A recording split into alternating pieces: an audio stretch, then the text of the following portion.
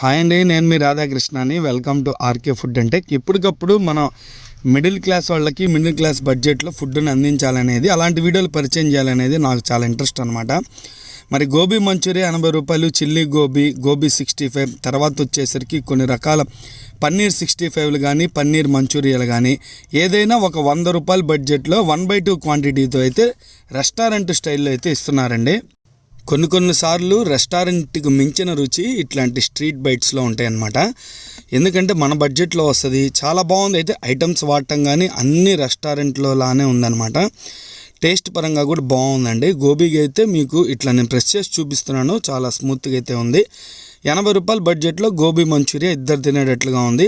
తర్వాత వాళ్ళు ఇచ్చే మష్రూమ్ మంచూరియా కానీ తర్వాత పన్నీర్ కానీ అన్ని క్వాంటిటీ 1/2 ఇద్దరు తినే విధంగా అయితే ఉందన్నమాట. ఆ బడ్జెట్లో టేస్ట్ పరంగా అయితే చాలా బాగుంది. అయితే స్పైసీగా కావాలా తర్వాత లేకపోతే వాళ్ళు ఇచ్చే స్టైల్ ఎలా ఉందని నేను చెప్తానండి. వాళ్ళు ఇచ్చే స్టైల్ అయితే టమాటా సాస్ మనకైతే అవసరం లేదు, ఆల్రెడీ మెన్షన్ చేసి ఇస్తున్నారు కాబట్టి తీయగా తర్వాత హాట్గా అయితే ఉందన్నమాట. లేదు స్పైసీగా కావాలంటే మీరు ముందుగానే ఒకటి స్పైసీగా చెప్పుకోండి, ఒకటి వాళ్ళ స్టైల్లో తినండి, మీకైతే అర్థమైపోతుంది. ముందు వాళ్ళ స్టైల్లో ఒకటైతే టచ్ చేయండి, తర్వాత మీకు నచ్చిన స్టైల్ అయితే తీసుకోండి. మెయిన్ ఇక్కడ వచ్చేసరికి మామూస్ బాగా ఫేమస్ అయినాయి. ఆల్రెడీ ఆ వీడియో పెట్టున్నాను, డిస్క్రిప్షన్లో అండ్ కామెంట్స్లో లింక్ అయితే ఇస్తున్నాను, అది కూడా మీకు చూసే పని అయితే చూడండి. నెక్స్ట్ వచ్చేసరికి ఈ బండిలో బాగా హైలైట్ వచ్చేసరికి మొయినీస్ అండి. వైట్ సాస్ అనేది ఇక్కడ చాలా టేస్టీగా ఉంటుంది. నేను ఎన్నో బ్రాండ్లు తిన్నాను కానీ నిజంగా ఇతను మామూస్ అతను చేసిన వైట్ సాస్ మాత్రం ఎంత టేస్టీగా ఉంటుందంటే 1 లీటర్ డబ్బా తీసుకొని తాగాలి అన్నట్టుగా ఉంటుంది అనమాట. అంత టేస్టీగా అయితే ఉంటుంది, చాలా బాగుంటుంది. ఖచ్చితంగా మీరు ఇక్కడ ఏ ఐటమ్ టచ్ చేసినా కానీ వైట్ సాస్ని మాత్రం ఖచ్చితంగా అడిగి మరీ తీసుకోండి, చాలా బాగుంటుంది. గోబీ కూడా అసలు కలర్ అయితే 0 అండి. ఏదైనా కానీ మష్రూమ్ కానీ గోబీ కానీ చాలా కలర్స్ అయితే 0గా వాడుతున్నాడు. ఆయిల్ అయితే చాలా ఫ్రెష్గా ఉంది. అసలు మెయిన్గా ఏదన్నా ఐటమ్ మీరు తినాలి అంటే వెజిటబుల్స్ బాగా కొద్దిగా ఎక్కువగా ఇచ్చుకుంటే అక్కడ పెనంలో వేడి చేస్తున్న ఆ ఆనియన్స్ కానీ తర్వాత క్యాప్సికమ్ కానీ చాలా బాగుంటుందండి. అట్లా బాండిల్లో హీట్ అయ్యి వచ్చిన వెజిటబుల్స్ మసాలాతో ఆల్రెడీ లింక్ అయ్యి ఉంటాయి కాబట్టి తింటుంటే భలే ఉంటుందండి.